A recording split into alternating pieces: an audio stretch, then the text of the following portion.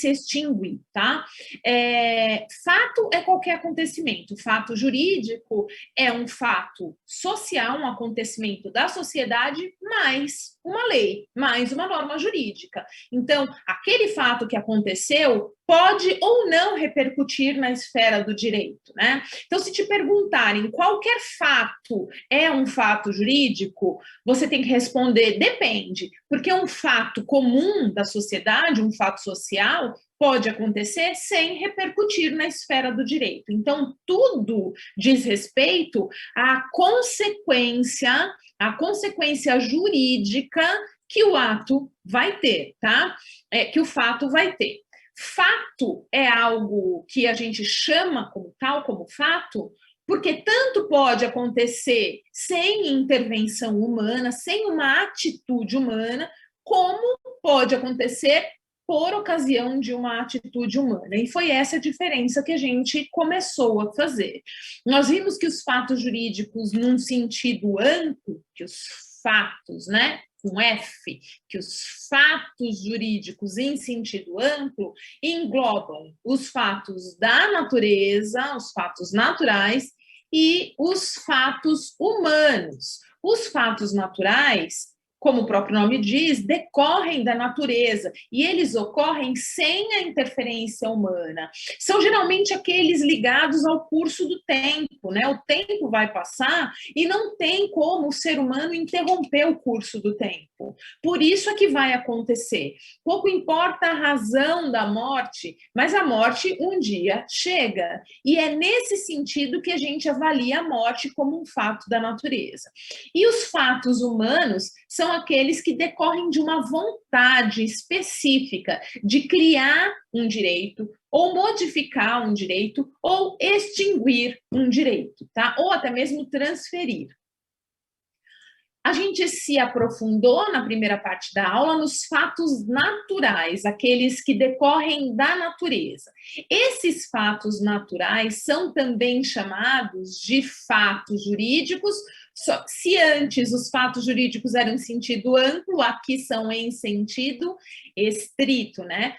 Fatos naturais, os que decorrem da natureza, são também chamados na doutrina de fatos jurídicos em sentido estrito. Naturais ordinários e fatos naturais extraordinários. Os fatos naturais ordinários, como eu disse, são aqueles ligados ao curso do tempo. Então, tudo bem, existe a necessidade de uma atitude humana para um ser humano ser feito, né? Eu sei, todo mundo sabe como, mas não tem como a gente saber se aquela criança vai conseguir nascer com vida, em que momento ela vai nascer, né? Não tem como interromper o curso do tempo para impedir que aquela criança atinja a maioridade, não tem como evitar a morte, um ser humano efetivamente vai morrer em dado momento de sua vida. Então, são fatos que repercutem na esfera do direito e que acontecem sem a intervenção humana. Fatos ordinários ligados ao curso do tempo. Os extraordinários, que também acontecem sem a intervenção humana, são fatos que não acontecem de forma comum, tá? Geralmente identificados nos negócios jurídicos através da expressão caso fortuito ou força maior. Os exemplos que eu trouxe são esses eventos da natureza mesmo, né? Os tsunamis, os raios, as chuvas. As perguntas que vocês fazem são muito pertinentes, porque em dado momento já me perguntaram, professor, uma enchente na cidade de São Paulo, não tinha como prever uma quantidade de água que cairia num dia só, em pouco tempo, em pouco espaço de tempo? Sim, mas a gente já enfrenta enchentes na cidade de São Paulo há muitos anos. Então, eu entendo que, neste caso, nós conseguimos atribuir a responsabilidade, por exemplo, pela perda do patrimônio, pelo seu carro ser levado na enxurrada, por alguém da sua família morrer por ocasião de uma enchente, ou pela perda dos bens que guarnecem a sua casa. por conta de uma enchente, eu entendo que você pode sim atribuir essa responsabilidade ao poder público. Tanto é que existem imóveis que se situam em locais próximos aos rios, em que já se sabe que ali é uma região de alagamento comum, costumeiro, né? E esses imóveis têm isenção de IPTU por ocasião dessa situação que o poder público não consegue trabalhar, não consegue evitar, tá? Se eu consigo atribuir a alguém a responsabilidade pelo que me aconteceu, eu estarei diante de um fato humano, nem que seja por omissão. Faltou ali alguma atitude a impedir aquilo, tá? Agora, se eu estou caminhando na praia e um raio cai na minha cabeça e eu vou morrer por ocasião daquilo, não tem como atribuir a ninguém a responsabilidade. Se o raio cai na minha casa e o imóvel pega fogo, eu perco o meu patrimônio, existe uma diminuição do meu patrimônio, aquele raio que caiu causou um efeito jurídico, encontrou, repercutiu na esfera do direito, então, um fato da natureza extraordinário. Não acontece de forma corriqueira, mas aconteceu e me causou um prejuízo. Então, esses fatos, eles podem acontecer e não causarem, não repercutirem na esfera do direito, mas se repercutem, são sim fatos jurídicos, e em sendo fatos jurídicos, como a gente classifica esses fatos para efeitos didáticos, para a gente conhecer, conseguir entendê-los, né, trabalhá-los, a gente categoriza esse fato da natureza, esse fato, desculpa, jurídico, como fato natural extraordinário. Tudo bem até aqui, gente? Mais algum perhaps? Mais alguma perguntinha? Não, né? Parece que estamos bem. Vamos para os fatos humanos, que também são fatos jurídicos. Só que aqui, deixa eu ver aqui, peraí, tem perguntinha.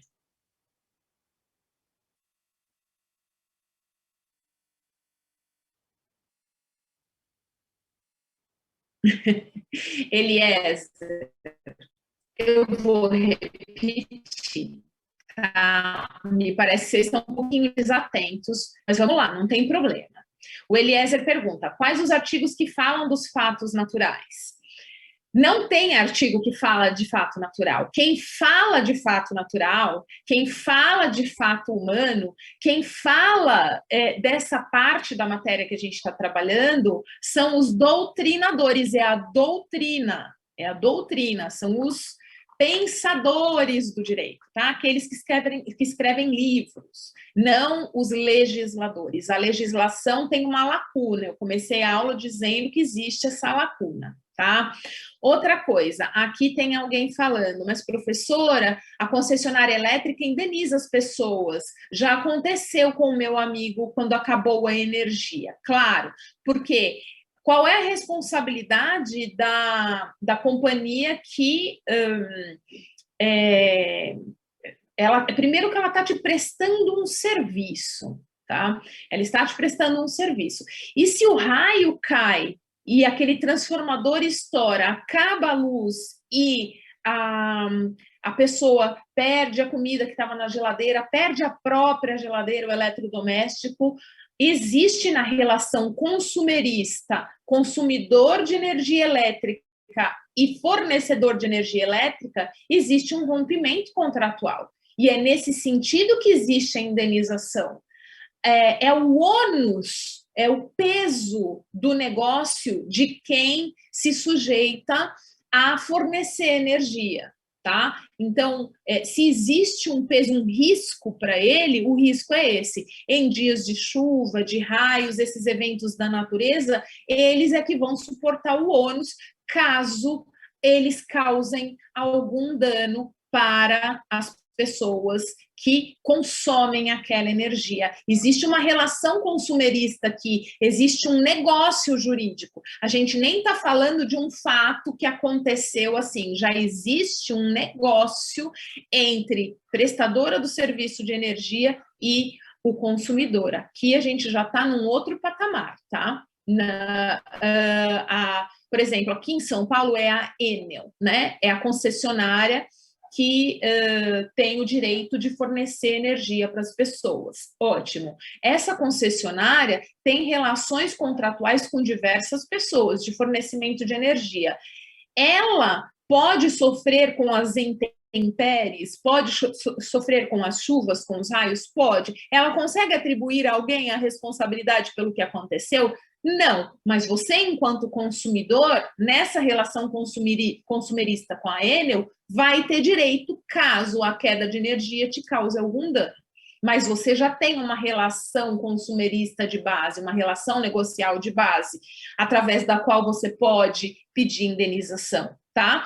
Mas eu estou falando de um raio cair na tua casa e tua casa pegar fogo, de um tsunami pegar a tua casa de praia, entende? Você não consegue atribuir a ninguém essa responsabilidade. Respondi, gente? Respondi, Jefferson? Respondi, Eliezer? Então, aproveitar, tomar uma aguinha para a gente voltar para os fatos humanos.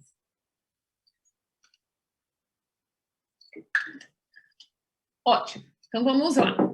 Não tem problema, é para perguntar mesmo, tá? Eu posso até, às vezes, parecer meio chateado de ter que responder, mas eu quero responder, eu quero que isso entre na cabeça de vocês, tá? Ainda que a gente não termine a aula de hoje, que eu acho que a gente não vai conseguir terminar totalmente, não tem problema. A gente tem bastante tempo e eu quero que essa distância imposta pela pandemia não altere o conhecimento de vocês. Vamos lá. Fatos da natureza está resolvido? Eles se subdividem em ordinários e extraordinários. Os ordinários acontecem de forma comum, geralmente ligados ao curso do tempo. Exemplos: maioridade, morte, nascimento. Extraordinários não acontecem de forma tão comum, geralmente identificados nos negócios jurídicos como caso fortuito ou força maior.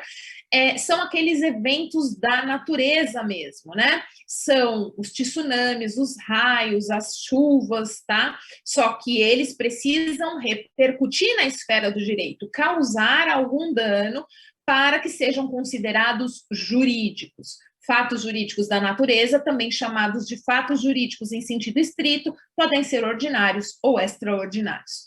Agora, os fatos humanos também são fatos jurídicos. Porém, por dependerem de uma atitude humana, de uma atitude, nós chamamos de atos jurídicos. Atos jurídicos e não apenas fatos, tá? Todo ato jurídico é também um fato jurídico? É. Todo fato jurídico é um ato jurídico? Não. Somente os fatos humanos são atos jurídicos, porque dependem de uma atitude humana. Então, depende do quê? De uma vontade de alguém.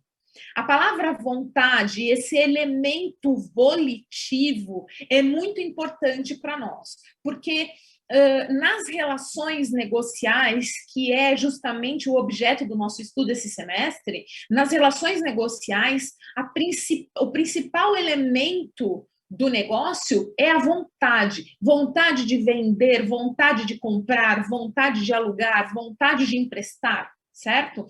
Então, a vontade é que caracteriza esse ato. Eu manifesto a minha vontade. Por isso eu chamo de ato jurídico. Vou fazer a perguntinha de novo. Todo ato jurídico é também um fato jurídico? Sim. Todo fato jurídico é também um ato jurídico? Não, porque existem os fatos da natureza, certo? Ótimo. Fatos humanos, então, são também chamados de atos jurídicos, volta. E aqui a gente está estudando os atos jurídicos em sentido amplo. Os atos jurídicos, os atos jurídicos em sentido amplo. Atos jurídicos em sentido amplo. Em sentido amplo, os atos vão poder ser tanto lícitos, que são aqueles amparados pela lei, quanto os ilícitos, os que a lei não ampara. Vamos lá. Os lícitos, senhores, são os que neste momento nos interessam, né? Porque eu posso celebrar uma série de atos na minha vida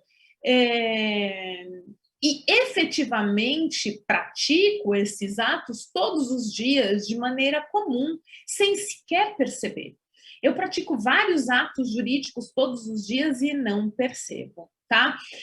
Por quê? Porque a lei me deixa livre, a regra é da informalidade. Eu vou celebrar vários negócios hoje, então eu vou ao mercado, eu vou à feira, eu vou à farmácia, eu pego o ônibus, eu compro passagem de avião para as minhas férias, ou a passagem de ônibus para passar o carnaval em Ubatuba, e tudo isso é negócio jurídico, né? Eu estou celebrando esses atos jurídicos lícitos, amparada pela lei. Então, nos atos jurídicos que são lícitos, a lei defere os efeitos almejados. Então, eu posso escolher fazer a minha viagem para qualquer lugar, não é? Então, eu quero um efeito, eu quero viajar nas minhas férias. E a lei me ampara, a lei defere que eu alcance os efeitos que eu almejo. Então, a lei permite que eu alcance aquilo que eu quero, pois esse ato que eu pratico, ele está em conformidade com a lei, está em conformidade com o ordenamento jurídico. A lei me ampara, me dá uma capa protetora, uma proteção. Vai lá,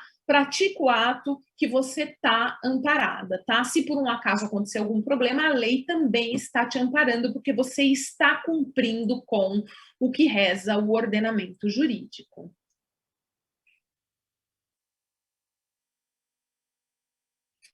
Não entendeu que nem todo ato é fato? Vamos lá, vamos lá. O que é um ato jurídico? Ato jurídico depende de uma atitude humana, certo? Ato jurídico depende da atitude humana. Todo ato jurídico é um fato jurídico? Lembra do comecinho da aula? Sim, todo ato jurídico é um fato jurídico, porque os fatos jurídicos em sentido amplo englobam fatos naturais e fatos humanos. E fatos humanos são chamados de atos jurídicos. Então, todo ato é fato. Agora, todo fato jurídico é também um ato? Não, porque a gente tem os fatos naturais. E os fatos naturais não dependem da atitude humana. Não dependem da atitude humana. Então, nem todo ato jurídico, nem todo fato jurídico é um ato jurídico. Agora, todo ato jurídico é sempre fato jurídico. Eu espero ter explicado, Jefferson. Se eu não expliquei, se pergunta de novo. Muito bem. Os lícitos, então, são aqueles atos que eu pratico amparada pela lei. Os ilícitos, aqui a gente pode ter uma pequena rusga, né, com o direito penal. Porque os ilícitos, você pode ter aprendido no direito penal que o ato ilícito é um ato antijurídico e não jurídico. Mas, professor, eu aprendi lá no direito penal que os atos ilícitos que estão lá no Código Penal não são jurídicos, são antijurídicos. E por serem antijurídicos, merecem uma sanção, merecem a força coercitiva do Estado impondo uma pena. Mas essa é a ideia de ilicitude lá naquela esfera do direito penal. E é importante que vocês comecem a desenhar essas esferas. O direito precisa ser visto em unidade, é verdade. O direito é uma coisa única. Porém, dentro do direito existem as esferas e as características únicas dessas esferas. Né? Quando eu ensinei para vocês a lei de introdução às normas do direito brasileiro, eu disse que ela é uma lei que está contida no Código Civil, mas que extrapola os limites do Código e que se aplica a outros ramos do direito. Lembram-se disso? Mas nem todos os outros ramos do direito aceitam, admitem a lei de introdução. Isso porque essas outras esferas, esses outros ramos, podem ter características diferentes, e tem. Inclusive, nesse sentido, O direito penal entende o ilícito como antijurídico, mas o direito civil entende o ilícito como jurídico, sim. É jurídico, sim. Por quê? Por que que o ilícito no direito civil é jurídico? Tá. Opa, não se apagar, vamos de novo. Por que que o ilícito no civil é ai, meu Deus do céu, jurídico? Por quê? Por quê? Olha só, por serem praticados em desacordo com o prescrito no ordenamento jurídico, ou seja, por serem praticados contra a lei, repercutem na esfera do direito, produzindo efeitos involuntários. Ou seja, a pessoa que pratica o ato ilícito, ela não quer necessariamente se submeter ao efeito imposto pela mesma lei que ele infringe. O que que acontece na prática do ilícito? O indivíduo vira as costas para a legislação. Ele pratica o ato ignorando que a legislação trata aquele ato como um ilícito. E você pensa que ele quer aquele resultado? Ele não quer, porque a lei fala, a lei estabelece. Se você causar dano a alguém, você vai ter que reparar. A pessoa que pratica o ato não quer ter que reparar o dano, mas se ela praticou, vai ter que se submeter à sanção imposta pela lei. Aqui na esfera do direito civil, a gente tem a seguinte ideia: quem causa dano para outra pessoa precisa reparar, precisa indenizar. E é nessa hora, eu adoro a palavra indenização, né? É uma palavra que, assim, que me move, que me faz sair da cama todos os dias para trabalhar, né, e obter as indenizações de quem sofre danos. Gosto bastante da palavra, a palavra eu vejo purpurinas, vejo fogos de artifício, gosto da palavra indenização. Então, toda pessoa que causa um dano a alguém precisa reparar aquele dano, certo? Essa é a regra do direito civil. Se nós tratássemos a prática do ilícito como um ato antijurídico, nós não poderíamos, em esfera de direito civil, considerar a possibilidade de indenização. E isso seria de uma injustiça tamanha, né? Então, para que o direito civil entenda que o ilícito merece, em caso de causar dano, merece o pagamento de uma indenização, a reparação desse dano, eu preciso lidar com um ilícito com a ideia de juridicidade. É jurídico, sim, tá? Ele é antijurídico lá no direito penal. Aqui no direito civil, o ilícito é jurídico, tá? Na ideia de ilícito, que eu vou trabalhar agora com vocês, espera aí. Porque produzem efeitos jurídicos, exatamente, Rebeca. O Glenn tá rindo, que eu gosto da palavra indenização, e o Edinaldo colocou um monte de cifras, exatamente, né? A gente vive, acorda, né? Dorme pensando nisso. Palavra linda, indenização. Chega para mim e fala indenização, já abro um sorriso, né? Fico feliz, assim, me sinto bem. Tô legal. Então, vamos trabalhar aqui o ilícito nesse slide ainda. Quando a gente trabalha a ideia de ilicitude, o penal não tem, na maioria das vezes, como indenizar. Não, o pagamento de uma multa, né? Às vezes, a conexão de novo está instável. Às vezes, voltou, né, gente? Deu uma travadinha, olha só. Às vezes, no direito penal, o poder público pode te impor também uma multa, tá? E aí você, além de cumprir com uma restrição à liberdade, você pode eventualmente pagar uma multa também, tá? E aí a gente estaria diante de uma sanção mais que perfeita, né? Porque ela ela te aplica duas sanções, né?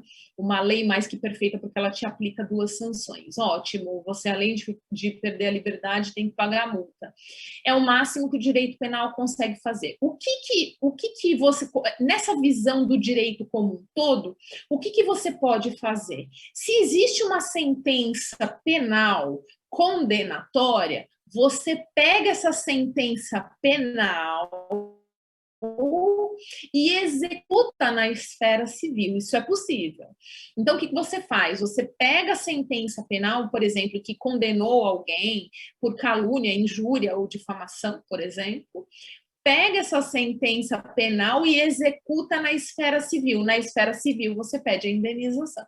Isso é possível fazer, tá? Mas isso é em sede de procedimento, né, de direito processual, vocês vão conhecer a execução da sentença penal na esfera civil. Vocês vão entender isso mais para frente, tá?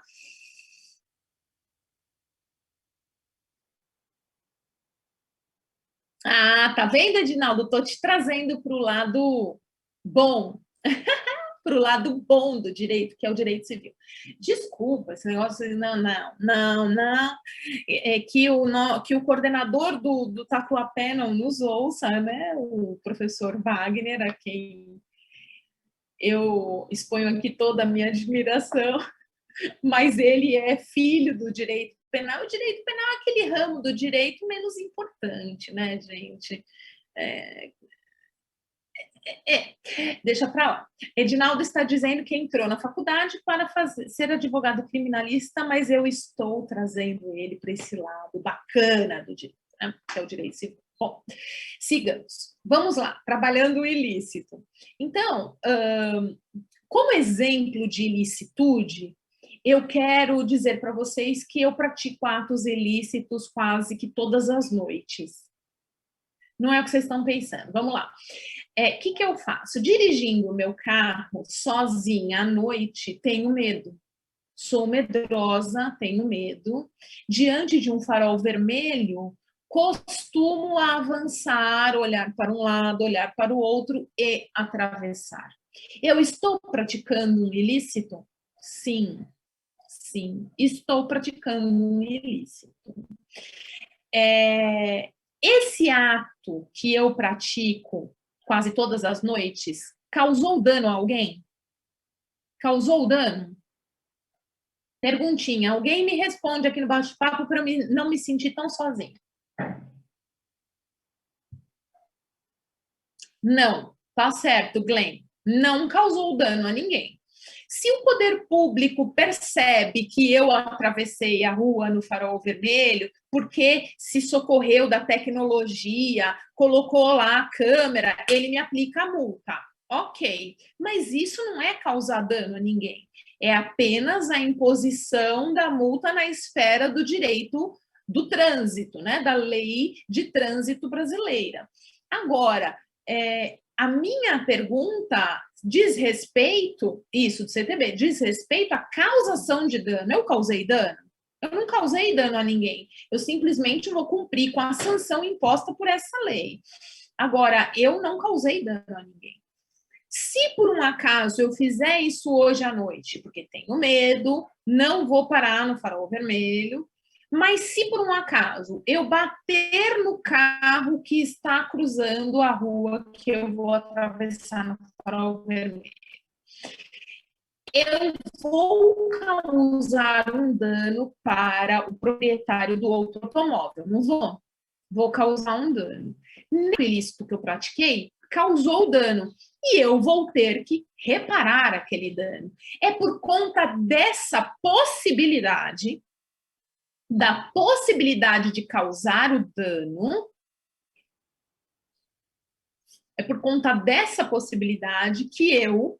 Deixa eu ver se eu estou usando... É por conta dessa possibilidade que eu pratico esse ato ilícito, e esse ato ilícito é sim jurídico. Olha como eu estou aqui, ó, grifando, é sim jurídico, tá?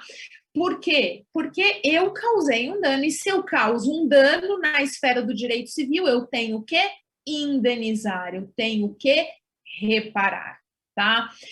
A gente tem uma aula só para tratar de ato ilícito. Só para tratar de ato ilícito.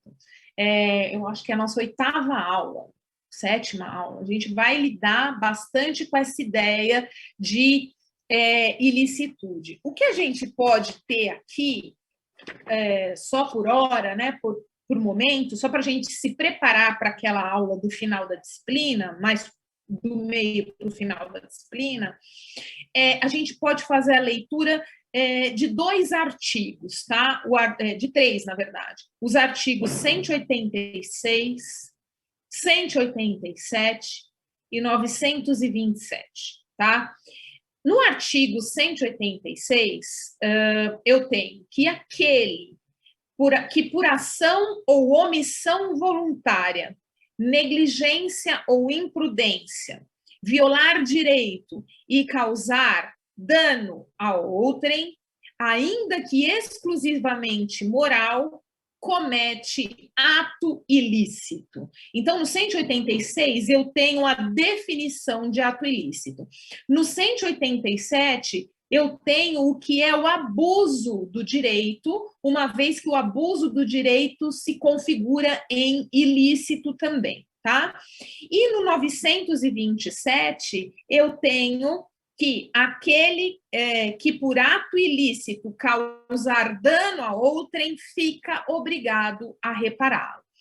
No 927, então, eu tenho ato ilícito mais dano igual indenização, certo? Então, é essa ideia que a gente vai trabalhar mais para frente dentro da disciplina. Se quiserem anotar aí, algo que a gente ainda vai trabalhar, artigos 186, 187 e 927. No 186 e no 187, eu tenho o que é ato ilícito. No 927, eu tenho a necessidade de reparar, através de indenização, o dano causado por ato ilícito, tá? A necessidade de reparar o dano, ok? Deixa eu ver o que eu escrevi aqui, ó. Os ilícitos, por serem praticados em desacordo com o prescrito no ordenamento jurídico, repercutem na esfera do direito, produzindo efeitos involuntários impostos por esse mesmo ordenamento jurídico descumprido. Ora, eu sabia que eu estava praticando ato ilícito atravessando o farol vermelho. Querer indenizar, não quero, né? Mas sou obrigada a fazê-lo. Por quê? Porque causei dano. Então, embora eu tenha virado as costas para a legislação e praticado o ilícito, mesmo sabendo que era ilícito, eu vou ter que enfrentar a sanção imposta por essa mesma lei, a mesma lei para a qual eu virei as costas. Então, esses efeitos não são efeitos que eu queria, mas que eu vou ter que suportar, tá? Essa é a ideia, né? Então, os atos ilícitos, eles são admitidos nessa categoria de atos jurídicos pelos efeitos que eles produzem. E aí entram as regrinhas desses artigos 186, 187 e 927, certo? Essa é a ideia de ilicitude. Agora, para a gente finalizar a nossa aula, a gente tem 20 minutinhos, a gente tem que trabalhar os atos jurídicos lícitos, tá? Nos atos jurídicos lícitos, o que a gente tem são os atos que são amparados pela lei. A gente tem mais de 20 minutos, né? Termina às 11h15 a aula, não é isso? Eu sou bem perdida no tempo, me ajuda aí, vai. Os atos jurídicos lícitos são aqueles que eu pratico em acordo com a lei. Os ilícitos a gente vai trabalhar mais profundamente lá para frente, tá? Inclusive falando sobre responsabilidade civil, obrigação, já fazendo uma ponte com o primeiro livro especial que vocês estudam, que é o Direito das Obrigações. Não sei se vai ser comigo, como professora, mas eu já quero fazer essa ponte com vocês lá mais para frente na disciplina, né? Do meio para o final da disciplina. Por isso que a gente trabalhou o ilícito aqui meio que rapidamente, né? Agora a gente se aprofunda nos lícitos. atos, tá? Esses atos que eu pratico e que eu estou amparada pela lei. Inclusive, se por um acaso, em decorrência desse ato lícito, eu sofrer algum problema na relação negocial, por exemplo, eu estou amparada pela lei. A lei me protege e me garante uma série de recursos, né, para o ajuizamento de ações e poder reclamar perante o Poder Judiciário algum direito que eu tenha, tá? Os atos jurídicos lícitos, ó, vamos só ler de novo a definição que eu dei no slide anterior. Nos atos jurídicos lícitos, a lei defere os efeitos almejados pelo agente, pois esses atos são praticados em conformidade com o ordenamento jurídico. Se está em conformidade com o ordenamento jurídico, esses atos, obviamente, são lícitos. Os atos jurídicos lícitos se subdividem em atos não negociais e atos negociais, tá? Os atos não negociais podem ser chamados na doutrina, e essa é uma matéria, eu repito, essencialmente doutrinária, porque o legislador não fala sobre isso aqui, é uma lacuna na lei, e a doutrina trabalha muito bem, só que cai muito, né, em prova de concurso, em prova da OAB, a doutrina trabalha muito isso. Então, os atos jurídicos lícitos, eles são não negociais, que não envolvem negócio, que não envolvem combinação, e eles podem ser negociais, que envolvem combinação, que envolvem negócio, tá? Eu fiz essa divisão mais simples,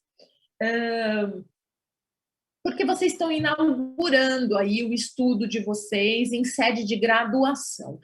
Tem mais um item que poderia fazer parte desse slide, que não seria nem ato jurídico em sentido estrito, não negocial, e nem negócio jurídico, ato negocial. Seria chamado de ato/fato jurídico.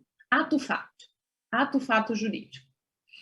O ato-fato jurídico eu deixo para vocês compreenderem um pouco mais para frente, tá? Trabalhar essa ideia como pós-graduação, tese, tá? Porque o ato-fato jurídico seria algo que independe um pouco da vontade, independe da vontade humana, mas é humano porque é o ser humano que está envolvido, tá? O exemplo de ato-fato seria, por exemplo, ó, tem um artigo, que é o 1264. O depósito antigo de coisas preciosas, oculto e de cujo dono não haja memória, será dividido por igual entre o proprietário do prédio e o que achar o tesouro casualmente. Então, vamos lá. Vamos supor que você tenha um filho de 17 anos que entra num prédio para ficar lá com os amigos, conversando, pichando um muro, fazendo alguma besteirinha que adolescente gosta de fazer. E do nada, sem saber, ele encontra ali um tesouro antigo, alguma coisa guardada, escondida. O imóvel está abandonado há mais de 50 anos, não se conhece o dono faleceu, não tem herdeiros, o município não fez nada, ninguém sabe de quem é aquilo. Essa é a hipótese levantada pelo legislador. Veja, não houve uma vontade real do seu filho de 17 anos, relativamente incapaz, de encontrar o tesouro. Ele não era um indivíduo que caça tesouros pela cidade. E não existe um dono daquilo que estava escondido, tá? Nesse caso, a gente não consegue atribuir a essa situação nem a característica de ato não negocial e nem a característica de ato negocial. Este seria um ato-fato jurídico. Ato-fato. Ato-fato. Eu não coloco no slide, eu não trago na matéria por escrito, que eu vou disponibilizar no Teams depois para vocês. Por quê? Porque eu entendo que não é o momento ainda de vocês trabalharem a ideia de ato-fato jurídico. tá certo? Eu só estou comentando aqui porque eventualmente pode cair numa questão de prova de concurso, um concurso mais rebuscado, mas nesse momento eu entendo que é necessário que vocês tenham a compreensão de ato jurídico lícito com base nessa divisão de ato não negocial e ato negocial, tá certo? Tudo bem, gente? Ato, fato jurídico, o artigo que eu li é o 1264, 1264 do Código Civil. Esse negócio do depósito antigo de coisas, leia-se tesouro, tá? De coisas preciosas. Ok, gente? Então tá, voltemos aqui para essa aula. Eu fiz, então, a divisão dos atos jurídicos lícitos dessa forma, para ser mais fácil a compreensão. Existem os atos não negociais e os atos negociais. Os atos não negociais também são chamados de atos jurídicos em sentido estrito. Se antes os atos jurídicos, aqui os fatos humanos, em sentido amplo, incluem os lícitos e os ilícitos, os lícitos não negociais são chamados de atos jurídicos em sentido estrito, tá? Tem doutrinador que gosta de chamar os atos jurídicos lícitos também de atos meramente lícitos. São terminologias que eles adotam, os atos jurídicos lícitos não negociais, tá? Apenas para a gente conseguir entender a terminologia utilizada pela doutrina, por isso que eu trago os nomes. Mas vamos fixar a ideia de atos não negociais e de atos negociais. Olha só. Os atos não negociais não têm negócio. O que é negócio, professora? Combinar. Vamos estabelecer o que é melhor para uma parte, para outra. Vamos deixar bem claro quais são os interesses e tal. No ato não negocial não tem essa combinação, não tem. No ato negocial tem essa finalidade de combinação. Nos atos não negociais não tem essa combinação. Isso significa dizer que os efeitos dessa manifestação de vontade, e toda vez que eu falo em ato jurídico, eu estou falando na manifestação da vontade humana, né? Um fato humano, ato, eu pratico ato. Quando eu pratico um ato não negocial, um ato jurídico lícito não negocial, os efeitos dessa minha vontade, desse meu ato praticado, já estão determinados na lei. Isso significa que os efeitos são ex lege, já estão na lei. Efeitos ex lege já estão na lei. E esse ato que eu pratico sempre unilateralmente, a vontade é só minha. Eu vou lá, pratico o ato, já sei qual é o efeito que eu vou ter que suportar pela prática daquele ato, pronto, e acabou. Não tem combinação, não tem negócio. Ato não negocial. Eu já venho com os exemplos. Espera aí. Nos atos negociais, que também são chamados de negócios jurídicos, eu escolho os efeitos que eu quero. São múltiplos efeitos. Os efeitos não estão predeterminados na lei. Eu vou lá e escolho. Vamos pensar num contrato, num negócio jurídico feito através de contrato? Advogado adora, as pessoas adoram chamar advogado de empata-negócio, né? Porque a gente chega e já começa a pedir um monte de certidão negativa, já começa a fazer observações numa série de cláusulas, não, mas isso aqui não te protege, isso aqui precisa mudar o texto, essa palavra é dúbia e tal. Então, advogado, quem quer celebrar negócio jurídico detesta advogado, né? Porque quando o advogado chega, a gente empata mesmo tudo, né? Eles torcem o nariz quando a gente chega na mesa de negócio. Quem está celebrando negócio quer um negócio para ontem, e o advogado vem e começa a falar, não, isso aqui não dá, isso aqui não dá, isso aqui não dá. Ótimo, quando tem negócio jurídico, eu escolho os efeitos que eu quero determinado resultado. E a legislação não traz esses efeitos escritos ali na lei. Ela permite que eu escolha os efeitos que eu quero. Por isso que tem essa finalidade de negócio. A ideia que a gente está tendo de negócio aqui, nesse exemplo que eu estou dando, é a de contrato, certo? Ótimo. Vamos pensar num contrato. São duas partes querendo celebrar, por exemplo, uma compra e venda. Esse negócio vem para mim, que sou advogada de uma das partes, e eu elaboro esse contrato inicial. Eu mando para o advogado da outra parte, o advogado da outra parte faz lá as alterações que ele entende necessária ao alcance dos efeitos que quer a outra parte. Aí devolve para mim, para eu ver se eu concordo, se o meu cliente concorda e tal. Então, o contrato fica nesse ping-pong. É isso que é finalidade negocial. Finalidade de criar, modificar e extinguir direitos. Nós somos livres para celebrar negócios jurídicos, a gente celebra todo dia sem nem perceber. Então, eu escolho os efeitos voluntariamente, é meu critério, eu que escolho, né? Em regra, os negócios jurídicos são bilaterais. E toda vez que eu utilizar a expressão em regra, significa dizer que para toda regra existem exceções, né? Então, as exceções são que alguns poucos negócios jurídicos são unilaterais e outros também podem ser plurilaterais. Provavelmente na nossa terceira aula, a gente vai classificar os negócios jurídicos e a gente vai trabalhar esse negócio de lateralidade, negócios jurídicos unilaterais, bilaterais e plurilaterais. Poucos negócios jurídicos são unilaterais e plurilaterais, a maioria bilaterais, tá? Em regra, bilaterais. Vamos aos exemplos de um ato não negocial. Se você for procurar na doutrina,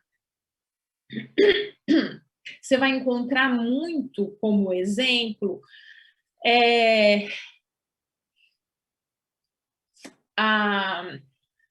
reconhecimento voluntário de paternidade. Vamos pensar num rapaz que teve um relacionamento, esse relacionamento acabou, ele se distanciou da pessoa, a mãe da criança, a menina estava grávida, né? A mulher ficou grávida, não comunica a pessoa, terminou de uma maneira difícil o relacionamento, mas ela estava gravidinha e não comunica, cria aquela criança sozinha e, de repente, eles se encontram e ele vê aquela criança, vê que é filho dele e fala, né, tá na cara que é meu filho, que é isso, eu quero reconhecer, é meu, eu quero ter contato com meu filho, né, o que deveria ser o normal, eu quero ter contato com meu filho e tal, e aí ele vai voluntariamente reconhecer a paternidade daquela criança. Ele está praticando um ato negocial ou não negocial? Não negocial, né, gente? Ele não fala para a criança, menino, você é minha cara, eu namorei com a sua mãe, a gente terminou pouco antes de você nascer, acho que você é meu, mas eu só vou te reconhecer quando você completar 10 anos. Tem combinação com a criança? Claro que não, né? Claro que não. É um ato que o indivíduo pratica voluntariamente, ele tem a vontade de reconhecer a paternidade daquela criança. Ele pratica o ato, que é um ato jurídico de reconhecimento da criança, pratica o ato e ele já sabe os efeitos da manifestação da vontade dele, porque já está lá na lei. Quem reconhece a paternidade da criança tem o dever de cuidar daquela criança em todos os aspectos, o dever de exercer o poder familiar e tal, certo? Não existe combinação, não é um ato negocial. E esse é o exemplo clássico da doutrina. Tá? A doutrina traz muito o reconhecimento voluntário de paternidade como exemplo de ato jurídico lícito não negocial, de ato jurídico em sentido estrito. Tá? Esse é um dos exemplos mais utilizados pela doutrina. Deixa eu ver aqui. Todo negócio jurídico precisa ter vontade, agente, objeto e forma, correto? Sim. Se falta alguns desses, se torna ilícito? Não. Ele pode se tornar inválido, Eliezer. A pergunta do Eliezer. Todo negócio jurídico precisa ter vontade, agente, objeto e forma, correto? Correto. Se falta algum desses, se torna ilícito? Não. Ele se torna inválido ou inexistente. A gente trabalha isso na aula que vem. tá? A Maia, se a mãe se casa com outro homem e ele decide assumir a paternidade, aí entra um processo, né? Esse homem que a mãe casou e assumiu a paternidade, esse homem praticou um ato jurídico lícito, tá? Ele praticou um ato jurídico lícito não negocial e assumiu a paternidade, assumindo também os efeitos decorrentes desse ato. Veja, eu ponho aqui que os atos jurídicos em sentido estrito são sempre unilaterais. Sempre unilaterais. A pessoa pratica sozinha o ato, tá? Existem outros exemplos, como, por exemplo, a confissão. Eu confesso a minha dívida. Eu celebro lá um negócio jurídico, mas aí é mais negocial, né? Você pode não negociar, você pode simplesmente assinar. Confesso que devo XYZ de valor para fulano de tal, e guarda esse documento, e deixa lá ele guardado, tá? Você não entrega para outra pessoa. Isso seria um ato jurídico não negocial, porque não tem combinação, tá? Mas eu não quero entrar nesse exemplo, eu quero falar da coisa abandonada. Vamos pensar num sofá, né? Está se tornando bastante comum isso na nossa sociedade, porque a nossa sociedade é bastante consumista, né? E a gente está vendo cada vez mais objetos de valor sendo jogados no lixo. Ótimo, vamos supor que você encontra um sofá pela rua, tá? E você fala, nossa, esse sofá cabe direitinho na minha casa, eu estou montando meu apartamento, meu cantinho, eu acho que eu vou levar esse sofá para mim. Tá na rua, no local da recolha de lixo, vou pegar um caminhãozinho emprestado de algum amigo e vou levar para mim. Posso, porque no caso o sofá se configura em coisa abandonada, tá? Nesse caso da coisa abandonada, você pode utilizar, incorporar aquele bem ao seu patrimônio, né? E você já sabe quais são os efeitos daquela sua manifestação de vontade de pegar a coisa abandonada, tá? Deixa eu ver se eu anotei alguma coisa aqui. Não, deixa eu ver aqui. Espera aí, só mais um.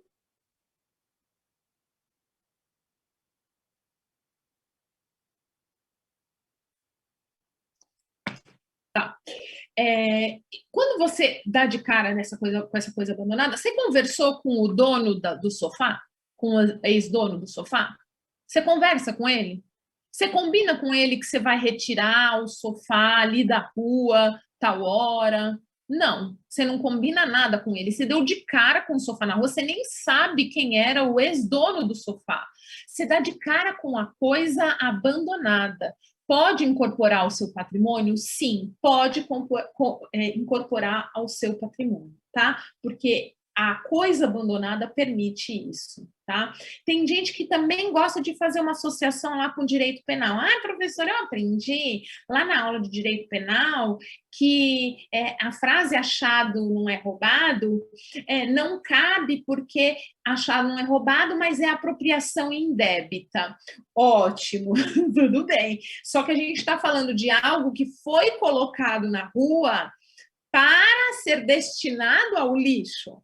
E você deu de cara com aquilo e atribuiu valor àquilo. Lembra da aulinha de bens? Coisa é qualquer coisa. Bem são coisas para as quais os seres humanos atribuíram valor. Aquele sofá não tinha mais valor para quem deixou na rua, mas para você conseguiu atribuir valor a ele. Então, você pode incorporar aquilo ao seu patrimônio? Pode sim. Pode incorporar. Não tem negócio, não tem negócio. Você simplesmente se apropria daquilo, já sabe, porque já está na lei, os efeitos do ato que você pratica e você simplesmente incorpora aquilo ao seu patrimônio e o ato não implicou em negócio nenhum, tá? Deixa eu ver, coisa abandonada. Deixa eu ver se eu acho aqui, porque eu não estou achando no artigo.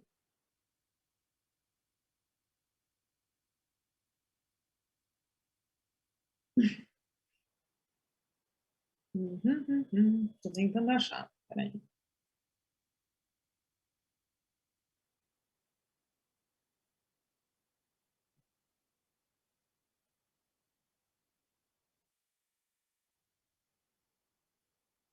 Acho que é o 1237, vamos ver.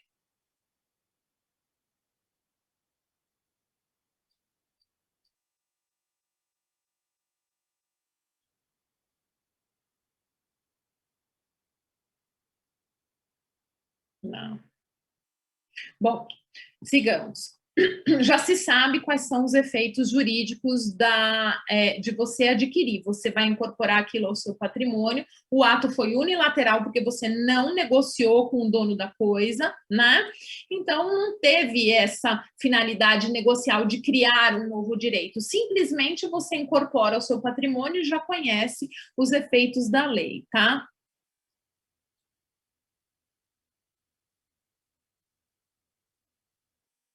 Eu já vou dar exemplos de negócio jurídico unilateral, Vitória, segura um pouquinho, tá bom?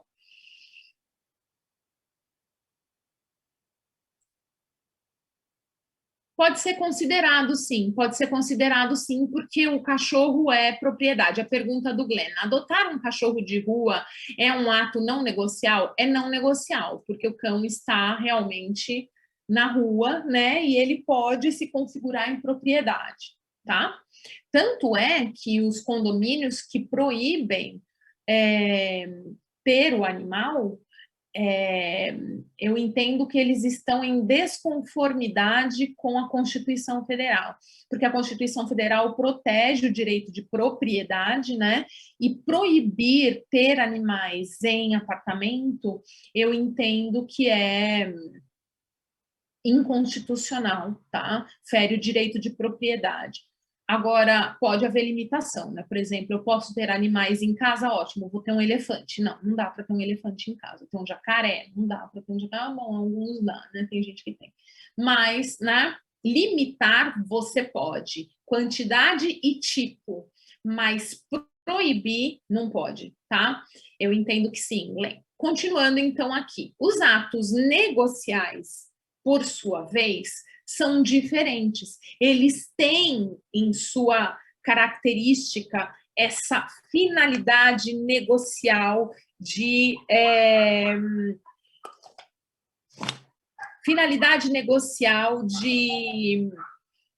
combinação, de criar, modificar ou extinguir direitos. É totalmente diferente do ato negocial, tá? Comprar um sofá é totalmente diferente do que pegar um sofá abandonado, né? Da coisa abandonada, tá? É totalmente diferente. Então, o negócio jurídico já demonstra que houve uma certa combinação. E ainda que ele seja unilateral, ele pode ser transformado no tempo. E aqui eu vou dar o exemplo de um negócio jurídico unilateral. Como eu disse, são pouquíssimos negócios jurídicos unilaterais, tá? Eu gosto de frisar isso. Alguns poucos negócios jurídicos são unilaterais. O exemplo clássico da doutrina de negócio jurídico unilateral é o testamento. Testamento é negócio jurídico por quê? Porque você pode transformar esse negócio jurídico no curso do tempo, tá? Por que testamento... Ó, vamos primeiro falar do testamento, depois eu faço essa perguntinha. Testamento, senhores, eu posso estabelecer no testamento que eu quero deixar 50% dos meus bens para a minha sobrinha Natália e os outros 50% dos meus bens para os meus sobrinhos João e Mariana. Eu não tenho filhos, não tenho meus pais vivos, e supondo que eu já seja viúva do meu marido, que é um pouco mais velho do que eu posso deixar um testamento dizendo que eu quero que os meus bens sejam destinados aos meus sobrinhos, nesse percentual. Eu posso fazer isso? Posso. Tá, ótimo. Aí o tempo passa, Natália, João e Mariana crescem e eu tenho alguma decepção muito grande com algum deles. Como eu não sou obrigada a deixar os meus bens para ninguém, eu posso ir lá e retirar algum deles do meu testamento, ou todos eles do meu testamento. Eu posso transformar isso no curso do tempo. E a pergunta que eu quero deixar para vocês: por que testamento é negócio jurídico e não ato jurídico em sentido estrito? E não ato jurídico não negocial? Por quê? Porque os efeitos do testamento não estão previamente determinados pela lei. Os efeitos do testamento não são ex lege. Os efeitos do testamento, eu que escolho voluntariamente. Eu é que decido. E essa é a característica que transforma o negócio jurídico testamento em ato negocial e não caracterizado como ato não negocial. É um ato de negócio, tá? Eu posso transformar, mudar ele no curso do tempo, tá? Então, vamos lá. Vamos tentar fazer essa diferenciação. O ato jurídico em sentido estrito, que é o ato não negocial, ele é sempre unilateral. Os efeitos já estão previamente determinados na lei, ou seja, quando eu pratico o ato, eu já sei quais são os efeitos, porque os efeitos quem me dá é a lei, é o ordenamento jurídico. Nos atos negociais, que são chamados de negócio jurídico, eles são, em regra, bilaterais, admitindo poucas exceções de negócios jurídicos uni- e plurilaterais, tá? Em regra, bilaterais. Eles têm finalidade negocial de combinar para se criar, modificar, transferir ou extinguir direitos. E eu que escolho os efeitos não estão predeterminados na lei. Eu escolho voluntariamente os efeitos do meu negócio jurídico que eu celebrei. Parece que eu gosto de perguntar isso aqui em prova. Parece. Pelo que eu me lembro, parece que eu gosto de perguntar. Diferencie ato não negocial de ato negocial. Ou, com outra terminologia, diferencie ato jurídico em sentido estrito de negócio jurídico. Como que você vai diferenciar? Os atos jurídicos em sentido estrito são sempre unilaterais e os efeitos estão predeterminados na lei, ex lege. Os atos negociais, os negócios jurídicos, são, em regra, bilaterais, admitindo exceções de unilaterais e plurilaterais, e os efeitos são escolhidos pelas partes voluntariamente, tendo como característica principal a finalidade negocial de criar, modificar, transferir e extinguir direitos. Deixa eu ver aqui, tem gente falando comigo.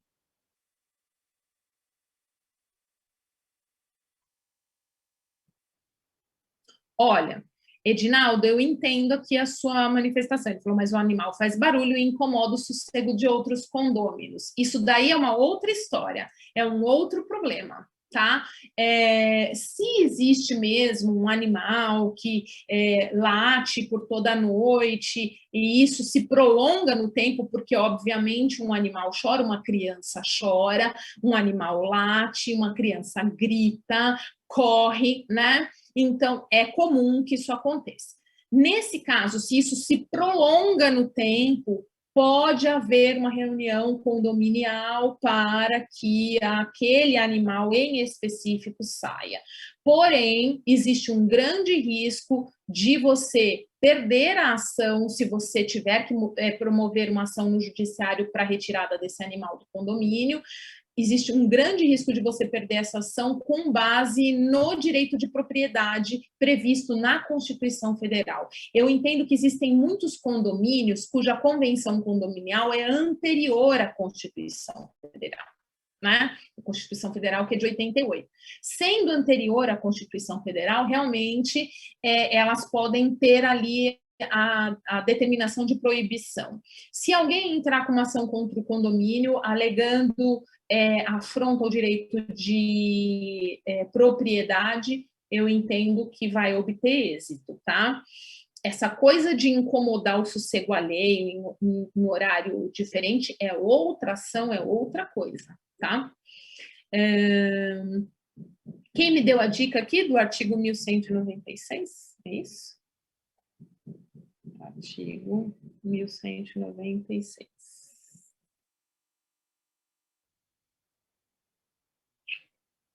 Vamos ler?